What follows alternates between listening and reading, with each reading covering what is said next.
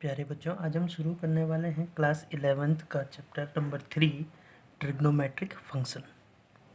जो ये trigonometric function है क्लास 11th का चैप्टर नंबर 3 है। इस ट्रिग्नो वर्ड से आप पहले भी फैमिलियर हो चुके हो क्लास 10th में। ट्रिग्नोमेट्रिक जो है वो आपने क्लास 10th में पढ़ा होगा। वहाँ पे आपने ट्रिग्नोमेट्रिक रेशियोज पढ़े होंगे। याद है आपको ट्रिग्नोमेट्रिक रेशियोज? हम वहाँ पे क्या करते थे, एक एक्यूट राइट एंगल ट्रायंगल बनाते थे। यही वाला एंगल क्या होता था, एक्यूट एंगल होता था, और ये राइट एंगल, इसको हम नाम देते थे सपोज ABC। इस एक्यूट एंगल के ठीक सामने वाले जो साइड होती है उसे हम बोलते हैं परपेंडिकुलर। 90 डिग्री के ठीक सामने वाले और सबसे लॉन्गेस्ट जो साइड होती है उसे बोलते हैं हाइपोटेनस। और इसको बोलते थे हम बेस, जहाँ से ये एंगल क्या होता था, फॉर्म होता था। ठीक है, यानी कि हाइपोटेनस, और ये हो गया आपका बेस, ये हो गया आपका परपेंडिकुलर। आपने वहाँ पे 6 तरीके के ट्रिग्नोमेट्रिक रेशियोज पढ़े होंगे।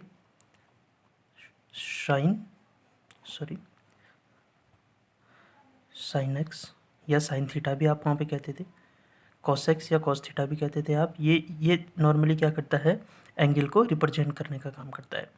और फिर पढ़ा होगा आपने टेन एक्स या टेन थीटा। प्यारे बच्चों, याद होगा आपको, जो ये साइन एक्स या साइन थीटा होता था या होता है, वो क्या होता है, परपेंडिकुलर अपॉन हाइपोटेनस। कॉस जो होता था, कॉस थीटा या कॉस एक्स, वो क्या होता है, base upon hypotenuse, perpendicular upon hypotenuse. Cos होता है बेस अपॉन हाइपोटेनस, और टेन होता है हमारे पास परपेंडिकुलर अपॉन बेस। जो और तीसरे आपने पढ़े होंगे, इनके ठीक अपोजिट होते हैं वो। साइन क्या होता है, 1 अपॉन कोसेक एक्स। कॉस क्या होता है, 1 अपॉन सेक एक्स। और टेन क्या होता है, 1 अपॉन कॉट एक्स। ठीक है बच्चों, अभी तक हमने क्या पढ़ा ट्रिग्नोमेट्रिक फंक्शन में। ट्रिग्नोमेट्रिक, पहले हम इस वर्ड का, इस जो शब्द है, ये वर्ड है, ये ट्रिग्नोमेट्रिक फंक्शन, इसका मतलब समझ लेते हैं। ट्रिग्नोमेट्रिक का मतलब है, ट्रिग्नोमेट्रिक तो आपने क्लास 10th में पढ़ा होगा, यानी कि ट्री मतलब, ट्राई मतलब 3। ठीक है, और ये साइड और एंगल का क्या करता है, ये रिलेशन बताता है हमें, ट्रिग्नोमेट्रिक रेशियोज। ये सारी डिटेल आपने क्लास 10th में पढ़ दी होगी। अब नेक्स्ट आता है, जो वो आता है फंक्शन। क्लास 11th में सेकंड चैप्टर में आपने फंक्शन को काफ़ी डिटेल में पढ़ा होगा।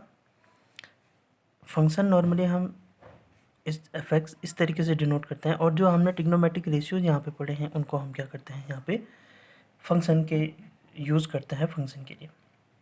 इसीलिए इसको, इस चैप्टर का नाम दिया गया है ट्रिग्नोमेट्रिक फंक्शन। यानी कि हमने यहाँ पे फंक्शन क्या लिए हैं, जो ट्रिग्नोमेट्रिक रेशियोज होते हैं उनको हमने क्या लिया है, यहाँ पे फंक्शन के रूप में लिया है। अब सेकंड चैप्टर में आपने पढ़ ही लिया होगा कि फंक्शन की कैरेक्टरिस्टिक क्या होती हैं। ठीक है, ये तो जानते ही हो आप, सेकंड चैप्टर में काफ़ी अच्छे से पढ़ा होगा ये। इस पॉइंट के लिए इसकी जो वैल्यू होती है वो हमेशा क्या होती है, एक ही होती है अगर, तो उसको हम क्या बोलते हैं, फंक्शन कहते हैं। कहने का मतलब, अगर यहाँ पे आपने दो वैल्यूज़ रख दी, सपोज यहाँ पे 0 भी रख दिया और एक वैल्यू 1 रख दी, इन दोनों वैल्यू के लिए अगर ये साइन एक्स एक ही वैल्यू आती है तो ये क्या होगा, आपका फंक्शन होगा। ठीक है, ये नहीं होना चाहिए कि यहाँ पे आपने एक वैल्यू रख दी और इसके क्या आगे दो अलग अलग वैल्यूज़ आ गई। ठीक है, 2 पॉइंट रख दिया और यहाँ पे 2 अलग अलग वैल्यूज आ गई, तो ये फंक्शन की कैरेक्टरिस्टिक में नहीं आएगा, फंक्शन की डेफिनेशन में नहीं आएगा। ठीक है, तो ये तो आपने पढ़ लिया होगा। अब जो ट्रिग्नोमेट्रिक फंक्शन जो चैप्टर है हमारे पास, इसमें नॉर्मली हम 2 तरीके के कंसेप्ट पढ़ेंगे। एक कंसेप्ट है डिग्री मेजरमेंट का, और दूसरा कंसेप्ट है हमारे पास रेडियन मेजर का। ठीक है, डिग्री मेजर और रेडियन मेजर। अच्छा, इनको पढ़ने से पहले हम जो थोड़ा सा नया आपने नहीं पढ़ा होगा उसको हम देखते हैं। इसमें 2 चीज़ें आपको आती हैं, एक तो आता है यहाँ पे पॉजिटिव एंगल, और एक आता है नेगेटिव एंगल। अब ये चीज़ आपके लिए थोड़ी सी नई है, ये चीज़ें तो आपने क्या कहें पहले भी पढ़ चुके हैं। अब जो पॉजिटिव एंगल है, जो आपके एनसीईआरटी में जिस हिसाब से डेफिनेशन है, हमारी एनसीईआरटी में किस तरीके से है कि ये कोई रे है। ठीक है, इस रे को नाम दिया है हमें इनिशियल साइट। इसको हमने क्या कहा, इनिशियल साइट। ठीक है, इस इनिशियल साइट से जब हम एंटी क्लॉकवाइज साइड रोटेट करते हैं, ठीक है, या एंटी क्लॉकवाइज साइड जब हम जाते हैं तो ये जो एंगल बनता है उसे ये हम क्या कहते हैं, पॉजिटिव एंगल। सपोज ये हमने 60 डिग्री का एंगल बनाया तो ये क्या होगा, पॉजिटिव 60 डिग्री एंगल। नॉर्मली जब भी हम एंगल बोलते हैं तो वो किस में आता है, पॉजिटिव ही लेते हैं। ठीक है, यानी कि अगर मैं बोल रहा हूँ 60 डिग्री मुझे एंगल फॉर्म करना है तो वो कैसा होगा, पॉजिटिव 60 डिग्री के बारे में बात कर रहा हूँ मैं। ये जो साइड है इसको बोला है हमने इनिशियल साइड, और इसको बोला है हमने टर्मिनल साइड। इसको क्या बोला हमने, टर्मिनल साइड। ठीक है बच्चों, यानी कि इनिशियल साइड और टर्मिनल साइड के बीच में एंटी क्लॉकवाइज, ध्यान रहे बच्चों, एंटी क्लॉकवाइज, एंटी क्लॉकवाइज जब भी हम क्या करते हैं, मूव करते हैं तो जो एंगल फॉर्म होता है उसे हम कहते हैं पॉजिटिव एंगल। क्लॉकवाइज तो आप जानते हो ना बच्चों, ये क्या डायरेक्शन होती है, क्लॉकवाइज। जिस जिस तरीके से हमारी घड़ी की सुइयां जो होती हैं रोटेट करती है उसे हम कहते हैं क्लॉकवाइज। ठीक है, ये जो मोशन है वो कैसा है, क्लॉकवाइज मोशन है। ठीक है, एंटी क्लॉकवाइज क्या होगा, इसके ठीक अपोजिट, यानी कि ये क्या है, एंटी क्लॉकवाइज है। ये क्या है, क्लॉकवाइज है। ये क्या है, एंटी क्लॉकवाइज है। ठीक है, तो ये क्या हो गया, रोटेशन, एंटी क्लॉकवाइज रोटेशन हो गया। नेक्स्ट आता है इसमें नेगेटिव एंगल। ठीक है, अब नेगेटिव एंगल क्या होता है, जब आप ये इनिशियल साइड है, इसको हमने क्या कहा है, इस रे को इनिशियल साइड, इसे बोला हमने इनिशियल साइड।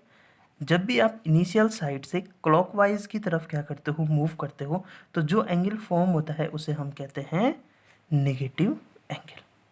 ये देखो क्लॉकवाइज है ना, ये देखो क्लॉकवाइज डायरेक्शन में क्या कर रहा है, आप मूव कर रहे हैं। जिस हिसाब से आपकी घड़ी क्या होती है, घड़ी की सुइयां चलती हैं जिस डायरेक्शन में, उसे हम कहते हैं क्लॉकवाइज। तो ये देखो ये भी क्या कर रहा है, जो मोशन कर रहा है वो कैसा कर रहा है, क्लॉकवाइज डायरेक्शन में क्या कर रहा है, मोशन कर रहा है। तो इसको हम कहते हैं नेगेटिव एंगल। ये वाली साइड को हमने क्या बोल दिया है, इस वाली साइड को हमने बोलते हैं टर्मिनल साइड। आई होप ये चीज़ आपको क्लियर हो चुका होगा। ठीक है बच्चों, जब भी आप डायरेक्शन क्या है, एंटी क्लॉकवाइज डायरेक्शन में है, ठीक है, डायरेक्शन कहाँ है आपकी, रोटेशन कहाँ है, एंटी क्लॉकवाइज है, तो ध्यान रहे उस एंगल को हम बोलेंगे पॉजिटिव एंगल। जब भी आप क्लॉकवाइज डायरेक्शन में क्या करोगे, मूव करोगे, तो उसे हम बोलते हैं नेगेटिव एंगल। अब जो इस चैप्टर में हमारा काम आएगा, जो इस चैप्टर को पढ़ने का मेन मोटो है हमारा, वो ये है कि इसमें हम दो कंसेप्ट पढ़ेंगे। ठीक है, एक तो पढ़ेंगे हम डिग्री मेजर और सेकंड पढ़ेंगे हम रेडियन मेजर। पहले हम पढ़ते हैं sexadecimal system of degree measure. Sexadecimal system of degree measure. देखो जैसे आपको पता है कि डेसिमल क्या करता है, नॉर्मली डेसिमल हम डिफाइन करते हैं डेसिमल को 10 के रिप्रेजेंटेटिव में। ठीक है, तो ऐसे ही सेक्साडेसिमल जो होता है, सेक्सा का मतलब 60 के टर्म में।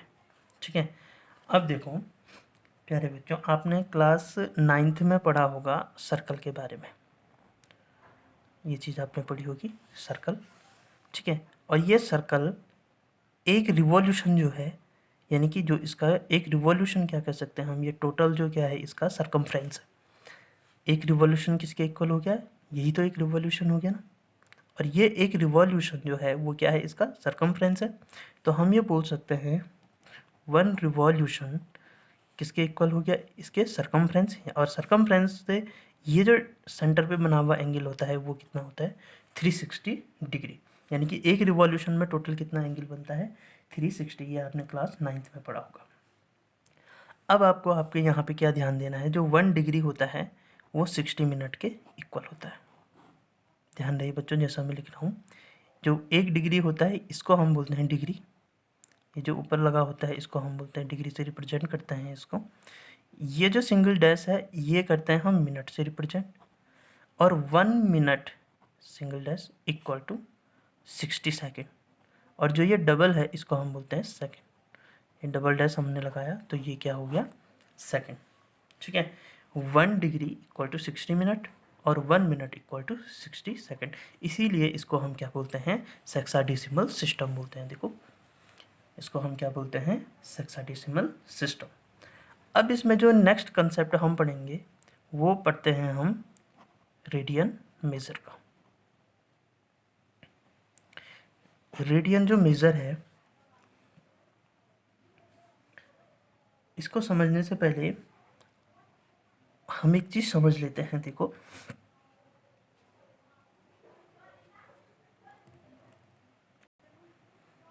अगर हम एक यूनिट रेडियस का, ये हमने कोई सर्कल हमने ड्रॉ कर दिया है, ये जो रेडियस है इसकी, ये हमने ले ली है 1 यूनिट, ठीक है। 1 यूनिट रेडियस का हमने क्या किया है, कोई सर्कल यहाँ पे क्या कर दिया है, ये ड्रॉ कर दिया, ठीक है बच्चों।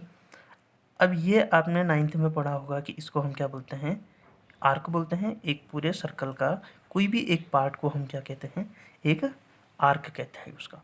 और इस आर्क की जो लेंथ होती है हम एल से डिनोट करते हैं, और इसको भी हमने सपोज क्या ले लिया है, 1 यूनिट ले लिया। तो इस पे जो एंगल बना हुआ होगा, इसके सेंटर पे जो एंगल बनेगा, ये जो एंगल सबटेंडेड बनेगा, इसे ये हम क्या कहते हैं, थीटा कहते हैं। एंगल सबटेंडेड आपने क्लास 9th में पढ़ा होगा बच्चों, सर्कल वाले, उसमें थोड़ा सा ध्यान दे दो।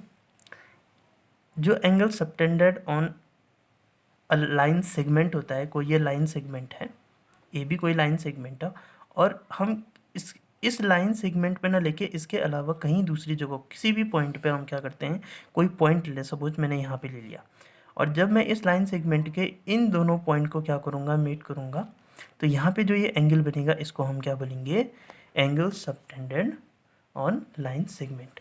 और इसी तरीके से एक आर्क ले लेते हैं अगर हम, ये कोई कोई आर्क है, तो इस आर्क पे हम कोई पॉइंट ना लेके, सेम कंसेप्ट, इस आर्क से अलावा कहीं और किसी भी पॉइंट पे, चाहे यहाँ ले लो, यहाँ ले लो, यहाँ नीचे ले लो, सपोज मैं यहाँ पे ले रहा हूँ, तो इस पॉइंट से जब भी हम क्या करेंगे, इसको क्या करेंगे, मीट करेंगे, तो ये जो इसके यहाँ पे जो ये एंगल बनेगा, इसको बोलेंगे एंगल सबटेंडेड बाय अ आर्क। तो इस आर्क का क्या होगा, ये एंगल सबटेंडेड होगा। तो इसी तरीके से यहाँ पे जो ये आर्क है, इसका जो ये एंगल सबटेंडेड है, ये क्या होगा, थीटा होगा, ठीक है। अब देखो, ये जो लेंथ होती है, यहाँ से एक फॉर्मूला डिराइव होता है, length of arc upon radius of circle, ठीक है। इसी ये जो यही क्या है, थीटा है, यानी कि एंगल है। और आपने ये फॉर्मूला पढ़ा होगा, theta is equal to L upon R, वो क्या आया है, यहीं से आया है, length of arc upon radius of circle, ठीक है बच्चों। तो इसे हम कहते हैं रेडियन मेजर, ठीक है। यहाँ पे लेंथ हमने कितनी ले रखी है, 1 यूनिट, आप कितना भी ले सकते हैं, और रेडियस क्या लेते हैं, ये भी क्या लिया है हमने यहाँ पे, 1 यूनिट लिया है, ठीक है। अब एक कंसेप्ट आता है बच्चों इसमें, बहुत इंपॉर्टेंट है आपके लिए, रिलेशन बिटवीन डिग्री एंड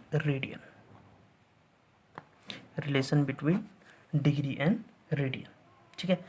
ये चीज़ तो अभी हमने पढ़ी कि ये क्या है हमारे पास, लेंथ ऑफ आर्क, ये क्या है हमारे पास, इसकी रेडियस, और इन दोनों से ही हमें क्या मिला है, ये फॉर्मूला मिला है, theta is equal to L upon are.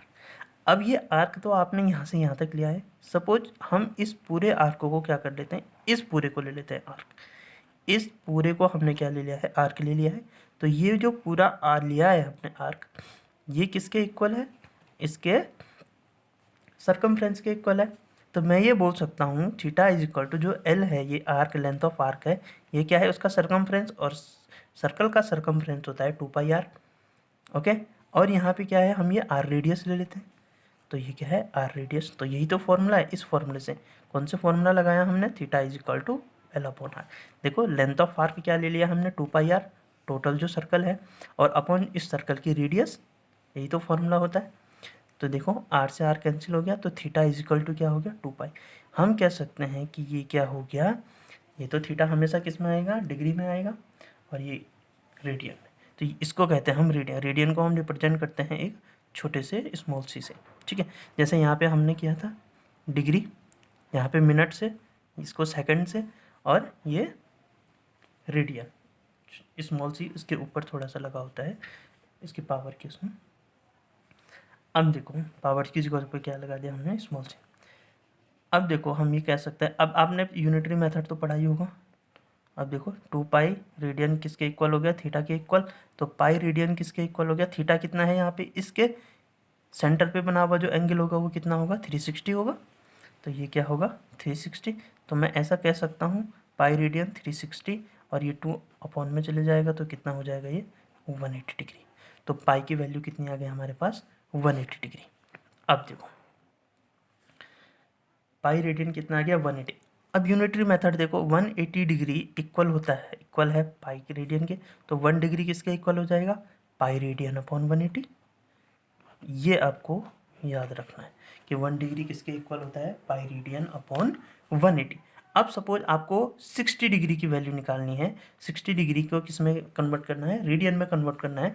तो आप कैसे करोगे, पाई अपॉन पाई रेडियन है अपॉन 180, और क्या होता है 1 degree is equal to pi upon 180। तो 60 डिग्री इज इक्वल टू कितना होगा, 60 से मल्टीप्लाई कर देंगे तो 63। तो 60 डिग्री कितना आ गया, पाई बाई 3 रेडियन। ठीक है, तो ये आपका क्या होगा, इस चैप्टर में आपको पहली एक्सरसाइज में ये काफ़ी हेल्प करेगा।